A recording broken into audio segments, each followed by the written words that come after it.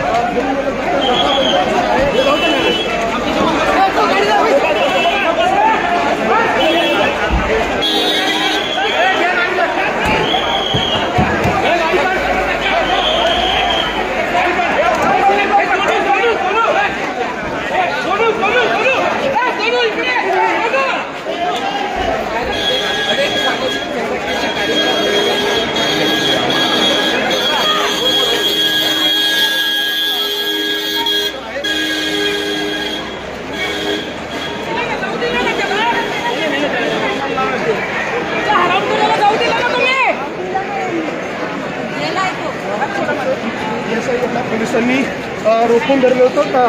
काही तुम्हाला पोलिसांनी अडवलं, काय नेमकी मागणी होती? पोलिसांनी आम्हाला जे आहे ते इकडे बाजूला देऊन ठेवलेलं आहे। अशोक खरातला जे आहे ते कोर्टात आणलं होतं। महिलांच्या ज्या महाराष्ट्राच्या महिलांच्या ज्या भावना आहेत की त्याला दोन खानाखाली तरी दिल्या पाहिजेत कुठेतरी जाऊन, म्हणून आम्ही इथं आलेलो होतो। आणि पोलीस जे आहे ते अजूनही त्याला संरक्षण देत आहेत, त्यालाच VIP ट्रीटमेंटमध्ये नेतात। त्यांना म्हटलं आम्ही काही चुकीचं केलं तर आम्हाला ताबा घ्या, परंतु आम्हाला सोडतही नाहीत आणि काहीच करत नाही। हरामखोराला सोडलंय त्याने। तो न्यायालयात म्हणतो की मी जादूटोणा केलाच नाही। अशोक खरात जो आहे तो भंपक आहे, खोटारडा आहे आणि आता न्यायालयालाही फसवण्याचा प्रयत्न। न्यायालयाला देखील फसवण्याची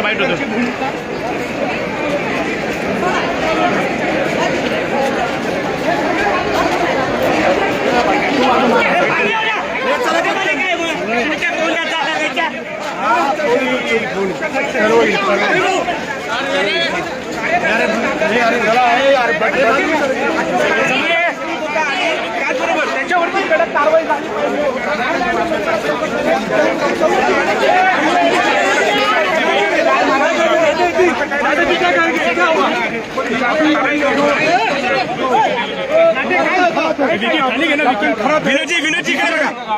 जिसमें 1 साल पहले एक पत्रकार ने आवाज उठाई थी, उसकी बातमी आई थी। मराठी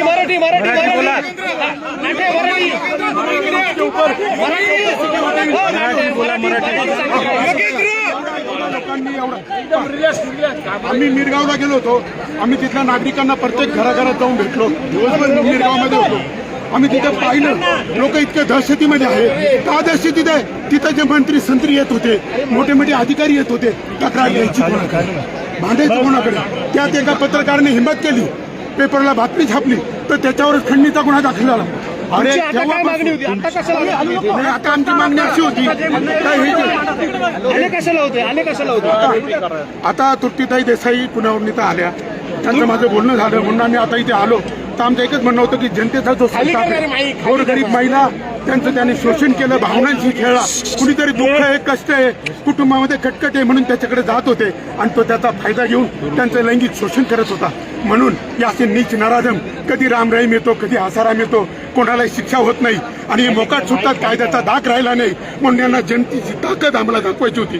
जर संधी मिळाली असती त्याच्या कानफळात वाजवायचं होतं, आम्हाला दाखवायचं होतं या महाराष्ट्रात, शिवरायांच्या महाराष्ट्रात, डॉक्टर बाबासाहेब आंबेडकरांच्या महाराष्ट्रामध्ये असा नालायक नीचपणा कधी सहन केला जाणार। सर्वसामान्यांच्या हक्काचा आवाज जागर जनस्थान। छत्रपती शिवाजी महाराज, महात्मा ज्योतिबा फुले आणि डॉक्टर बाबासाहेब आंबेडकर या महामानवाच्या जयंतीचे औचित्य साधून धुळे जिल्ह्यात एका भव्य आणि प्रेरणादायी अशा भीमकेसरी कुस्ती स्पर्धेचे आयोजन करण्यात आले आहे। ग्रामीण तसेच शहरी भागातील मल्लांना त्यांच्यातील सुप्त कौशल्य आणि ताकद जगासमोर आणण्यासाठी हे एक उत्तम व्यासपीठ ठरणार आहे। या स्पर्धेत 14 वर्षाखालील, 17 वर्षाखालील आणि खुल्या ओपन अशा विविध गटांमध्ये कुस्तीचे सामने खेळवले जातील। धुळे जिल्ह्यातील सर्व तालुक्यातील जास्तीत जास्त युवा व अनुभवी कुस्तीपटूंनी या सुवर्णसंधीचा लाभ घ्यावा आणि या स्पर्धेत मोठ्या संख्येने सहभाग नोंदवावा असे भावपूर्ण आवाहन आयोजकांच्या वतीने धुळे जिल्हा पत्रकार संघात आयोजित पत्रकार परिषदेत करण्यात आले आहे। तरुण पिढीला मैदानी खेळाशी जोडून ठेवण्याचा हा एक अत्यंत स्तुत्य आणि सकारात्मक उपक्रम आहे। क्रीडाप्रेमीसाठी पर्वणी ठरणारी ही स्पर्धा धुळ्यातील वाडी भोकर रोडवरील इंडोर स्टेडियम येथे पार पडणार आहे। स्पर्धेचे नियोजन अतिशय शिस्तबद्ध करण्यात आले असून आगामी 3 एप्रिलला सकाळी ठीक 9 वाजता सर्व सहभागी मल्लांचे वजने घेतली जातील। त्यानंतर 4 आणि 5 तारखेला प्रत्यक्ष कुस्तीच्या थरारक लढती पाहायला मिळतील। 4 तारखेला सकाळी 9 वाजता सुरू होणारा हा कुस्तीचा महासंग्राम 5 तारखेला सायंकाळी अंतिम फेरीच्या रंगतदार सामन्याने संपन्न होईल। आरोग्यप्रती आणि देशी खेळाप्रती जागरूकता निर्माण करणाऱ्या या भीमकेसरी स्पर्धेकडे आता संपूर्ण धुळेकरांचे आणि क्रीडाप्रेमींचे लक्ष लागून राहिले आहे। जागर जनस्थानसाठी प्रतिनिधी रूपक बिरारी, धुळे। छत्रपती शिवाजी महाराज जयंती, महात्मा ज्योतिबा फुले जयंती व डॉक्टर आंबेडकर जयंती या विद्यमानाने भव्यदिव्य भीमकेसरी कुस्ती स्पर्धेचे आयोजन करण्यात आलेलं आहे।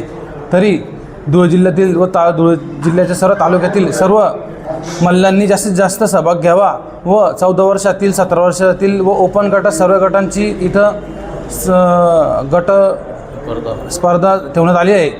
तर मी सर्वांना जिल्ह्यातील धुळे जिल्ह्यातील सर्वात जास्तीत जास्त मल्लांना आमंत्रित करतो की या स्पर्धेमध्ये तुम्ही भाग घ्यावा। कुठे होणार ही स्पर्धा धुळे जिल्हा वाडी भोकर स्टेडियम इंडोर हॉल येथे स्पर्धा होणार आहे व 3 तारखेला वजने, 4 व 5 तारखेला कुस्ती होईल। 3, 4, 5 या तारखेला कुस्ती स्पर्धा होईल आणि कुस्ती स्पर्धा ही 4 तारखेला सकाळी 9 वाजेपासून स्टार्ट होईल ते 5 तारखेला संध्याकाळी संपन्न होईल आणि वजन 3 तारखेला सकाळी 9 वाजेला होतील शुक्रवारी। सर्वसामान्यांच्या हक्काचा आवाज, जागर जनस्थान। इराण, अमेरिका आणि इस्रायल या देशांमध्ये निर्माण झालेल्या युद्धजन्य परिस्थितीचा आणि जागतिक पुरवठा साखळीतील विस्कळीतपणाचा थेट फटका आता धुळेकरांना बसू लागला आहे। आंतरराष्ट्रीय पातळीवरील या घडामोडीमुळे स्थानिक स्तरावर घरगुती वापराच्या LPG गॅसच्या पुरवठ्यावर परिणाम झाला असून गॅस सिलेंडर वेळेवर मिळणे दुरावस्त झाले आहे। या अभूतपूर्व गॅस टंचाईमुळे सर्वसामान्य नागरिक आणि छोटे व्यावसायिक हवालदिल झाले असून स्वयंपाकाचा प्रश्न सोडवण्यासाठी त्यांनी पुन्हा एकदा पारंपरिक मातीच्या चुली आणि कोळशाच्या शेगड्यांचा आधार घेण्यास सुरुवात केली आहे। परिणामी शहरातील कुंभारवाडा आणि संबंधित बाजारपेठांमध्ये या पारंपरिक साधनांची मागणी अचानक मोठ्या प्रमाणात वाढली आहे। गॅस टंचाईमुळे निर्माण झालेल्या या परिस्थितीबाबत शहरातील गल्ली क्रमांक 9 मधील कुंभारवाडा येथील व्यावसायिक ज्योतिबाई शांताराम चव्हाण यांनी सद्यस्थिती स्पष्ट केली। त्यांच्या मते घरगुती वापरासोबतच हातगाडीवर खाद्यपदार्थ विकणाऱ्या व्यावसायिकांकडून मातीच्या चुली आणि कोळशाच्या शेगड्यांना मोठी मागणी येत आहे। मात्र मागणी वाढली असली तरी चुली बनवण्यासाठी लागणाऱ्या योग्य मातीचीही टंचाई भासत असल्याने उत्पन्न फार कठीण झाले आहे। मातीच्या उपलब्धतेबद्दल अडचणी आणि वाढती मागणी यामुळे किमतीवरही परिणाम झाला असून गेल्या वर्षी 90 ते 100 रुपयांना मिळणारी चूल आता 130-140 रुपयाच्या घरात पोहोचली आहे। गॅसचा तुटवडा कायम राहिल्यास ग्राहकांकडून येणाऱ्या ऑर्डर्स पूर्ण करण्यासाठी मातीची उपलब्धता तातडीने करणे गरजेचे असल्याचे चव्हाण यांनी नमूद केले। जागतिक राजकारणातील अस्थिरतेने स्थानिक स्तरावरील पारंपरिक व्यवसायांना अनिश्चितपणे चालना दिली असली तरी सर्वसामान्यांच्या खिशाला मात्र झळ बसत असल्याचे चित्र सध्या धुळ्यात पाहायला मिळत आहे। जागर जनस्थानसाठी प्रतिनिधी रूपक बिरारी, धुळे। माझं नाव ज्योतिबाई शांताराम चव्हाण, कुंभारवाडा, सुभाष पुतळा, गल्ली नंबर 9 याच्यात आमचं घर आहे, दुकान आहे, पहिल्या नंबरचं दुकान आहे। तर माठांची मागणी होती पण आता चुलांची जास्त मागणी यायला लागली कारण गॅसची टंचाई असल्यामुळे त्याच्यामुळे चुलांची मागणी जास्त होऊन गेली आता, पण माती मिळत नाही। तर मागच्या वर्षी चुलीचा 90-100 असा रेट होता, पण आता तर 100, 130-140पर्यंत रेट जाईल असा भाव वाढेल आणि हाटलीवाल्या लोकांचं तीच परिस्थिती होऊन गेली आहे। त्यांची गॅस मिळत नाही, त्याच्यामुळे चुलांची मागणी व कोळशाचे शेगडी बिगडी अशी त्याची मागणी येते आम्हाला। तर मातीचा प्रश्न पडतो की मातीच मिळत नाही बा असं, म्हणून आता माती पण आम्हाला उपलब्ध करावं लागणार आहे आणि ते काम चालू करावं लागणार आहे आम्हाला। आणि घरगुती लोकांची बी मागणी आहेच, तर कारण आता गॅस टंचाई असल्यामुळे तर चुलीचा वापर करणारच आहेत। घरगुती लोकांची तर आहेच आहे, पण हाटलीवाल्या लोकांची बी आता मागणी जास्त होऊन गेली, तर तेव्हा चुली आम्हाला तयारच करून द्यावा त्याच्या ऑर्डरी येतातच आम्हाला. नाशिक महानगरपालिकेद्वारे एक विशेष सूचना. कर भरा, सहकार्य करा. नाशिक महापालिका कार्यक्षेत्रातील सर्व मालमत्ता धारक व नळ कनेक्शन धारकांना अंतिम नोटीस सूचना देण्यात आली आहे. थकबाकीदारांची चलत व स्थावर मालमत्ता जप्ती करण्याची कारवाई सुरू करण्यात आली आहे. तसेच थकबाकीदार नळ कनेक्शन धारकांचा पाणी पुरवठा खंडित करण्याची कारवाई सुरू केली आहे. सदरची कटू कारवाई टाळण्याकरिता त्वरित मालमत्ता कर आणि पाणीपट्टी कर भरणा करून महानगरपालिकेस सहकार्य करावे. शनिवारी व रविवारी भरणा कार्यालय सुरू राहतील. हा संदेश जनहितार्थ जारी. सर्वसामान्यांच्या हक्काचा आवाज जागर जनस्थान.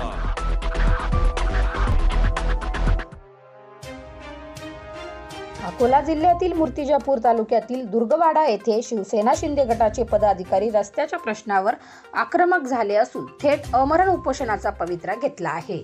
मूर्तिजापूर तालुक्यातील दुर्गवाडा गावात शिवसेना शिंदे गटाचे जिल्हा परिषद सर्कल प्रमुख रोहन नवघरे यांनी भर उन्हात आमरण उपोषण सुरू केले आहे. गावातील मुख्य रस्ता म्हणजे ग्रामीण मार्ग क्रमांक 76 वरील अनधिकृत अतिक्रमण तात्काळ हटवावे अशी त्यांची मागणी आहे. तसेच दुर्गवाडा येथे जिल्हा परिषद मार्फत सुरू असलेल्या रस्त्यांच्या बांधकामात अनियमितता होत असल्याचा आरोपही करण्यात आला आहे. रस्त्याची रुंदी आणि लांबी याची योग्य मोजणी करून दोन्ही बाजूनी मध्यभागापासून काम सुरू करण्यात यावे अशीही मागणी करण्यात येत आहे. या विविध मागण्यांसाठी रोहन नवघरे यांनी दुर्गवाडा येथे आमरण उपोषणाला सुरुवात केली असून स्थानिक पातळीवर या आंदोलनाची जोरदार चर्चा सुरू आहे. आता प्रशासन याकडे किती गांभीर्याने लक्ष देते आणि आंदोलनावर काय तोडगा काढते हे पाहणे महत्त्वाचे ठरणार आहे. दादा, तुम्ही आज उपोषणाचा पवित्रा स्वीकारलेला आहे. एवढ्या काय नेमकी मागणी घेऊन? माझ्या गावातील दुर्गवाडा गावातील हा मुख्य रस्ता आहे.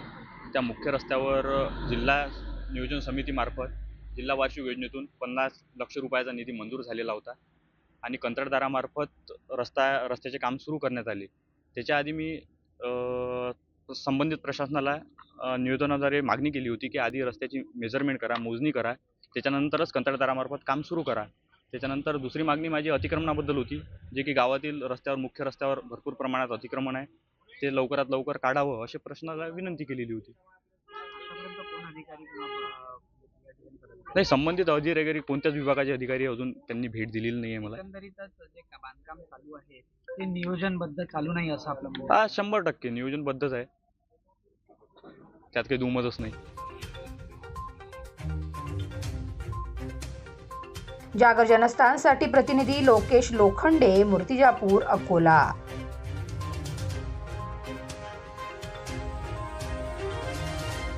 सर्वसामान्यांच्या हक्काचा आवाज जागर जनस्थान. धुळे रेल्वे स्टेशन परिसरात प्रवाशांची मोठी वर्दळ असूनही अद्याप अधिकृत रिक्षा स्टँड नसल्याने प्रवाशांसह रिक्षा चालकाची प्रचंड गैरसोय होत आहे.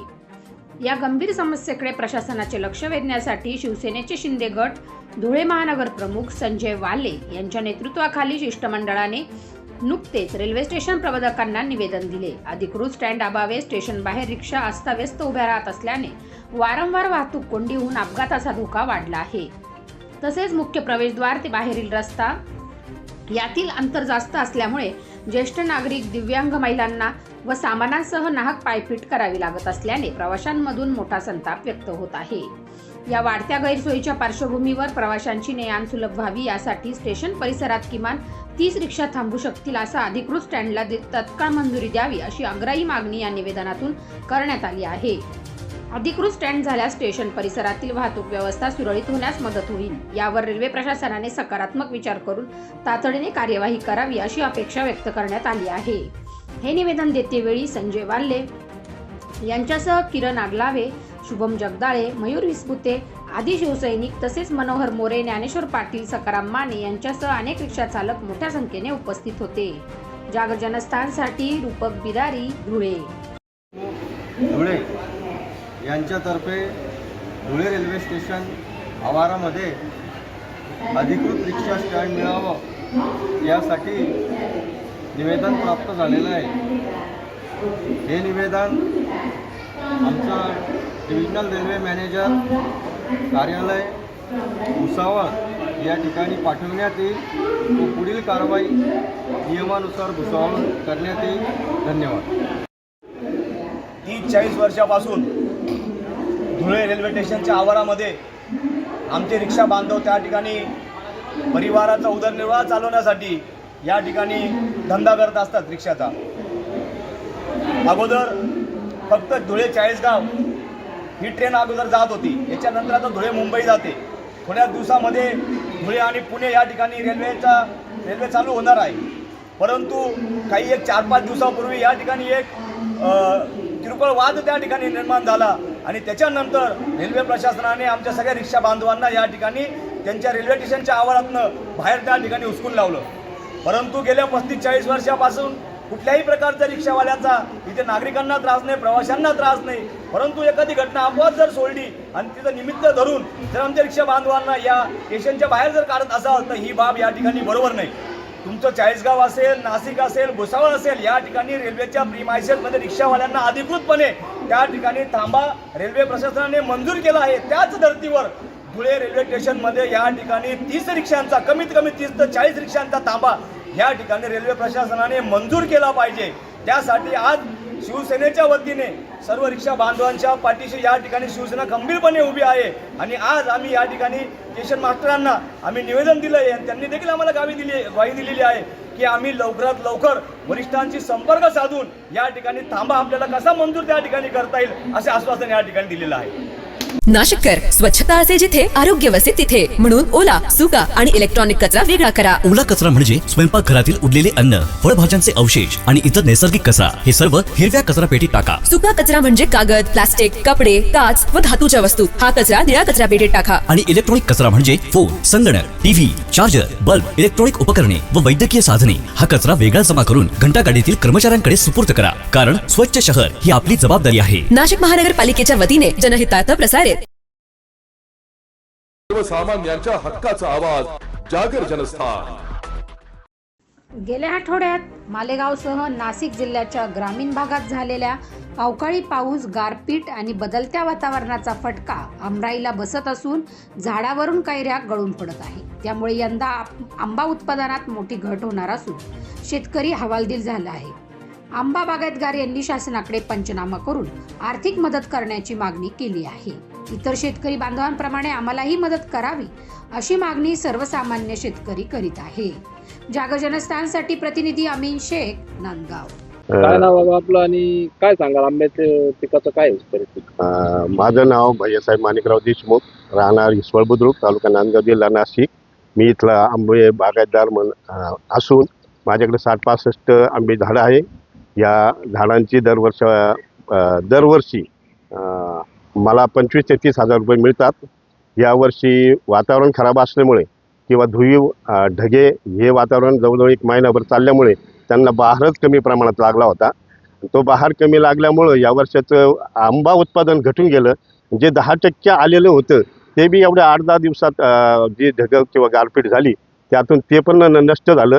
आणि त्याच्यात आता वातावरणात त्याचे राहिलेली जे गळ ही काही थांबणार नाही. ती गळ चालू प्रमाणात त्याचे ती आंबे बागायतदार हा फार नुकसानीच आला. त्याला उपजीविका म्हणून काय त्याच्या पुढचं या वर्षाचं साधन राहिलेलं नाही. तर शासनाने याच्यावर ठोस निर्णय घेऊन काहीतरी शेतकऱ्यांना म्हणजे आंबे बागायतदारांना पंचनामे करून, सरकारी पद्धतीने पंचनामे करून त्याची उपजीविका भागवण्यासाठी त्याला अनुदानाचा सहारा म्हणून काहीतरी मदत केली पाहिजे. सर्वसामान्यांच्या हक्काचा आवाज जागर जनस्थान.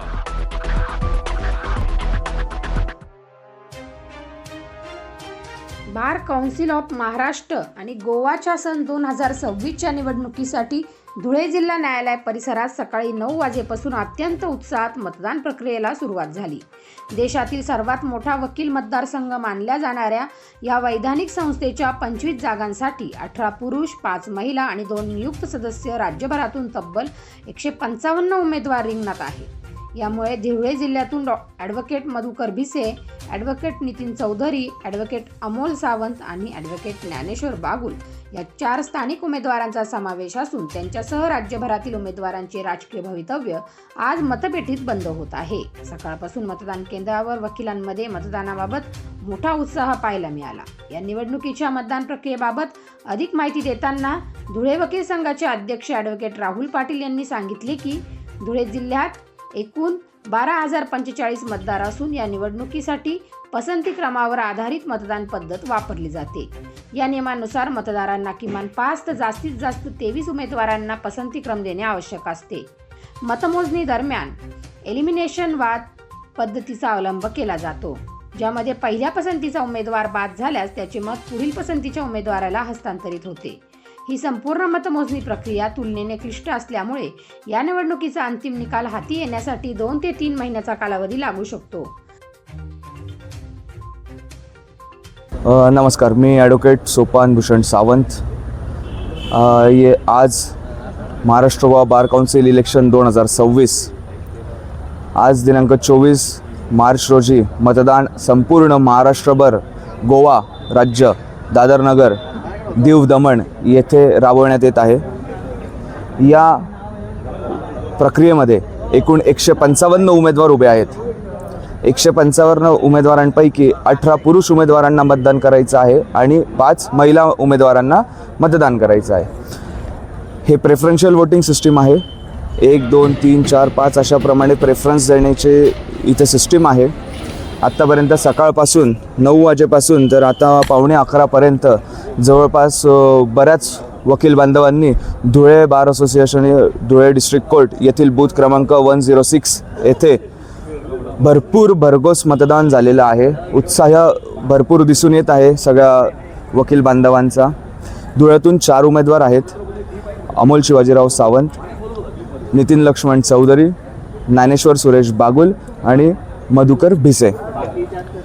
असे इतरही सगळ्या जिल्ह्यांमधून उमेदवार उभे आहेत. एकूण उमेदवार संख्या 155 असून हा सर्व जल्लोषाच्या वातावरणात निवडणूक घेतली जात आहे. धन्यवाद. जागर जनस्थानसाठी रूपक बिरारी, धुळे. सर्वसामान्यांच्या हक्काचा आवाज, जागर जनस्थान. सर्वांना नमस्कार. मी रोहन घुगे, जिल्हाधिकारी जळगाव.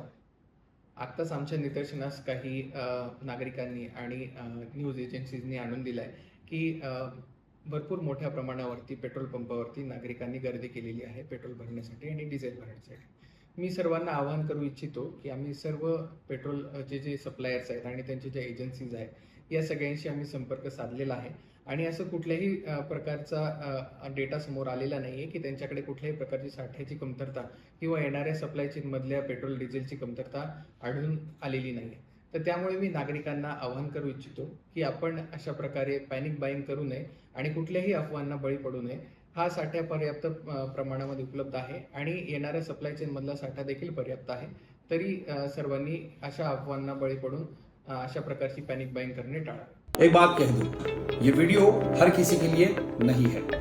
अगर आप सोचते हैं कि आप YouTube देखकर ट्रेडिंग सीख जाएंगे तो ऑनेस्टली ये वीडियो आपके लिए नहीं है. ट्रेडिंग सिर्फ एक बाय सेल का गेम नहीं है. यहाँ पर चाहिए डिसिप्लिन, रियल नॉलेज और पेशेंस. आपको नॉलेज रील्स से नहीं ट्रेनिंग से मिलता है और हम उन्हीं के लिए हैं जो ट्रेडिंग सीखना चाहते हैं. प्राइस, एक्शन इंडिकेटर और इमोशन कंट्रोल हम आपको सिखाना चाहते हैं. हमारी ट्रेनिंग शुरू होती है सिर्फ 5,000 से. ऑफलाइन और ऑनलाइन दोनों ऑप्शंस में आप ट्रेडिंग सीख सकते हैं.